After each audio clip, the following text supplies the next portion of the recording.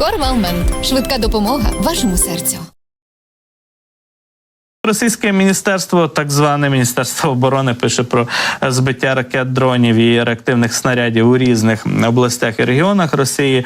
Отже, знову ж таки, не можуть росіяни позбутися цієї легенди про точку У і продовжують її всіляко підтримувати і розвивати. Знову ж таки, у новому повідомленні від цього відомства Російського Міністерства війни йде мова про те, що вони підбили якусь ракету, так, повітряну ціль, запущену із комплексу «Точка У». А ще збивали нібито снаряди від реактивної системи залпового вогню «Вільха». Це вже не вперше росіяни про це пишуть. Ну і значну кількість БПЛА літакового або самольотного типу. Де ці обстріли відбувалися. Нас більше географія цікавить, де було гаряче і де росіянам довелося попотіти, аби відбити такі атаки. Хоча зрозуміло, що орієнтуватися на звіт про успішність відбиття таких атак від Міністерства оборони Росії зовсім не варто. Мова йде про те, що Білгородську область нібито обстрілювали і там довелося збивати повітряні цілі, а також Брянську область, Калузьку, Тульську – це 4 регіони Росії. Ну і також окупований Крим, про Бельбек, Гвардійський, Джанкой ми вже говорили. Тобто ми бачимо, що такі удари системно відбуваються по різних регіонах, в першу чергу Росії, ну а також по окупованих територіях України, зокрема по Криму. Особлива увага до Криму за останній час. Отже, куди були спрямовані у Калузькій, Тульській, Брянській області ці удари, ми дізнаємося очевидно найближчим часом. Якщо були успішні удари по нафтобазах або електропідстанціях, то відповідні кадри з'являться, або ж заява від наших спецслужб часто підтверджують уже згодом, впродовж доби, подібні атаки по таких об'єктах у наших спеціальних службах, різноманітні джерела. Ну, а крім того, можемо собі скласти уявлення, чому, наприклад, по Білгородській області варто завдавати ударів по окремих об'єктах і точках на карті.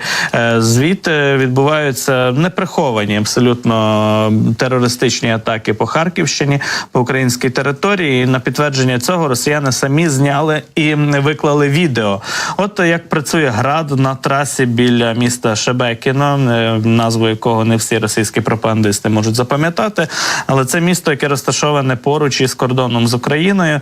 І ось буквально виїхала установка ГРАДу реактивних ось цих запуску реактивних снарядів на трасу біля Шебекіно у Білгородській області. Довелося зупинитися усім цивільним автомобілям. Вони утворили там затор і спостерігали спокійнесенько, як російські ці військові терористи обстрілюють українську територію, Харківщину із ГРАДа, ну буквально неприховано, із відкритої такої позиції, з траси. Це знімали водії цих автомобілів, а відео це виклав у мережу, в інтернет, буквально російський виконавець, такий собі Міхаїл Маваші, не знаю, що за виконавець, пишу, що це музичний виконавець, який підтримує війну або СВО, перепрошую, як її називають на Росії. І цей Маваші підписав цей ролик «Привіт Харкову із Білгорода». Згодом він це відео видалив із мережі, оскільки його нібито про це попросили. Ну ясно, викладання і публікація таких відео явно не на користь російській пропаганді, яка намагається там на Україну всі стрілки перевести і звинуватити Україну у безпричинних обстрілах Білгородщини. Мовляв, там усі такі плюшеві, пухнасті місцеві цивільні громадяни лише мешкають у Білгородській області, які нікого не чіпають, а от українці їх чомусь постійно обстрілюють. Ну і ми бачимо із цих кадрів, чому взагалі такі обстріли можуть відбуватися, яка може бути причина таких обстрілів. Саме от робота градів, які б'ють по Харківщині, робота російської авіації, які скидають каби на Харківщину, та інші удари по нашій території, запуски ракет С-300, які з Білгородщини відбуваються. Ну, коротше кажучи, питання лише в тому, аби аби знайти місце, де розташована ця російська терористична воєнна техніка, і по ній завдати удару. Чим, очевидно, і займаються наші військові. Саме тому і дрони летять у бік Білгородської області. Відбуваються цілком такі сконцентровані обстріли певних об'єктів, де якраз розташовується російська воєнна техніка і перебувають російські терористи у воєнній формі.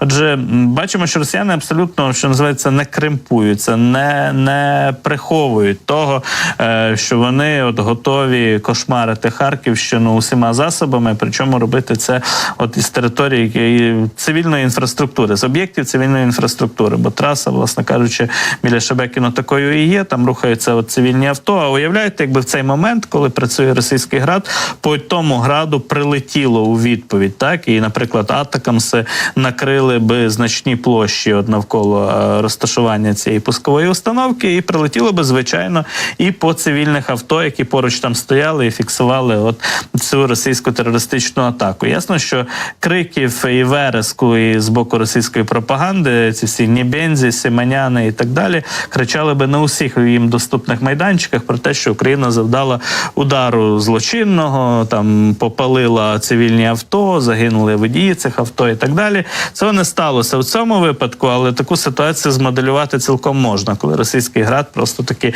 виїжджає на цивільну трасу і починає вести обстріли якраз на української території. На Заході помітили цей епізод, зокрема, журналіст журналу Більд німецького, відомий у нас не завжди з позитивного боку, Юліан Рьопке, теж опублікував цей ролик і написав: дивіться, російські громадяни слухняно чекають, поки незаконний удар по Україні закінчиться.